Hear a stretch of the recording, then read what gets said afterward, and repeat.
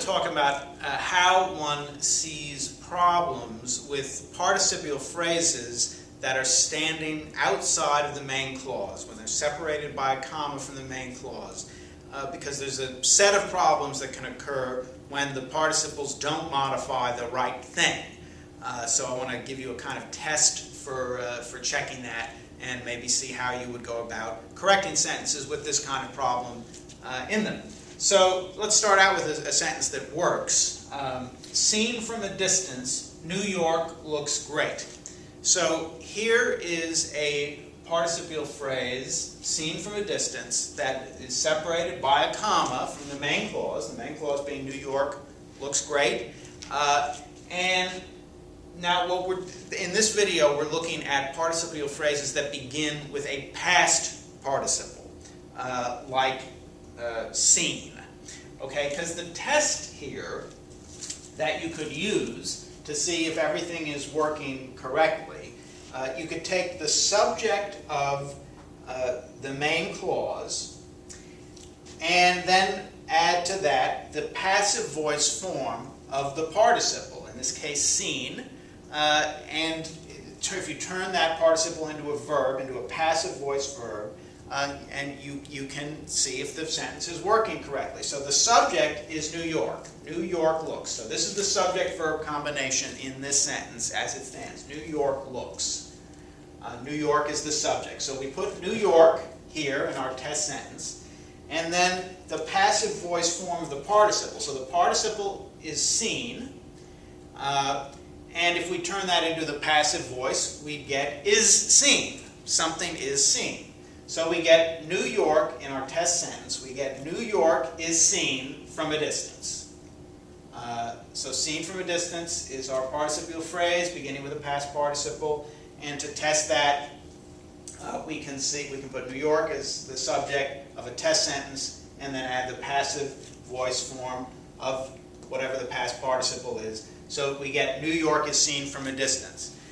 And is that what the sentence is is that part of what the sentence is saying? And indeed it is. Seen from a distance, New York looks great. So remember that participial phrases separated by a comma from the main clause, they always modify the subject of the main clause. And that's why we can use the subject in a test sentence to see if the participial phrase is actually modifying what it's supposed to be modifying, namely the subject. So New York is seen from a distance. That would be our test sentence to show that seen from a distance, New York looks great is a good sentence. It is correct. So now let's look at this sentence here. Based on false reports, the suspect was arrested. Well, our test would be, what would our test be here? So the subject of the main clause is the suspect. So we write the suspect. And now the participial phrase here, based on false reports, based, of course, is the past participle. So if we were to turn that into a passive voice verb, we would get the suspect is based, and we go on false reports.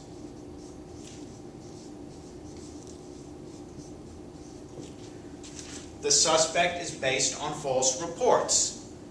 Well, people, even suspects, can't be based on any kind of report. A person cannot be based on a report.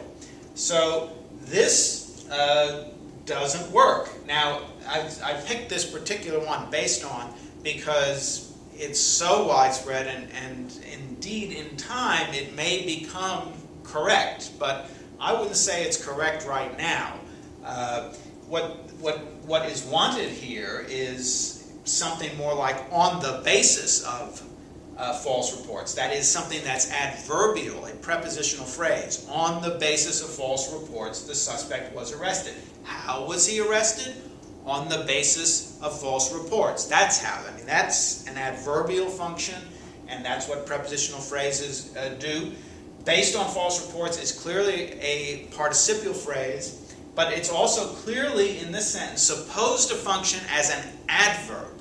How was he arrested? Based on false reports. That's how. Well, to my ear, that just sounds completely incorrect, because based on false reports is a participial phrase, and participial phrases are never adverbial. They are always adjectival. So this, in my playbook, this sentence is absolutely not something that works, and we can see that with our little test. So let's look at this one.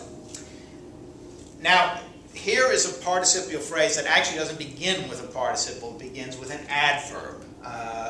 It's a very short participial phrase. Universally revered, Sandor's acclaim thrills millions. Now, we see here the same thing. If we do our little test here, the subject is Sandor's acclaim. So I'll put S's, say from S's acclaim. S's acclaim.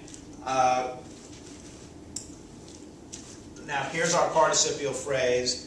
I can just put is revered. I mean, it'd be fine to put universally if I'll put it up here. I'm running out of room here. So now what we get in our test sentence is Sandor's acclaim is universally revered. Well, that's obviously not what the intention of this speaker is. It's Sandor himself who is universally revered, not his acclaim. You can't revere you can't revere somebody's acclaim. You revere the person. So here, there's been an unintentional meaning here, namely that Sandor's acclaim is universally revered, whereas the speaker certainly wanted to say that Sandor himself is universally revered. So it should be something like universally revered, Sandor has achieved a status that thrills millions, or something, or Sandor has achieved acclaim that thrills millions, or something like that. But it has to be Sandor, because then we'd get Sandor is universally revered rather than Sandor's acclaim is universally revered. So these are common problems with participial phrases that stand outside of the main clause, that are separated from the main clause, set off by commas or by a comma. And if that participial phrase is one that contains a past participle, then again this test is the subject of the main clause, because that's what the participial phrase modifies. Whether you want it to or not, that's what the participial phrase modifies. Subject plus the passive voice form of that participle will yield a test sentence that will tell you whether the participial phrase is modifying the thing you want it to modify.